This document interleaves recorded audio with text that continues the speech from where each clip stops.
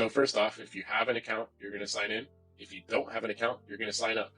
If you sign up, you're going to need to confirm email. So check your email for that confirmation link in order to get a password and sign in.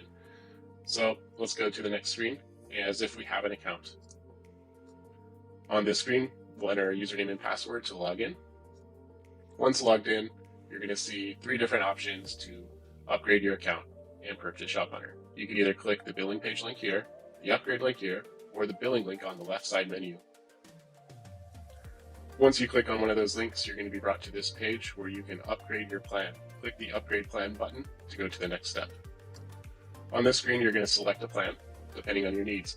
If you have a plan for 50 or 25 stores, that doesn't mean that you can only track 25 stores a month. That just means how many stores you can track at a time. You can always remove stores that you're tracking to make room for more stores. It's quite simple. But let's select a plan and click next.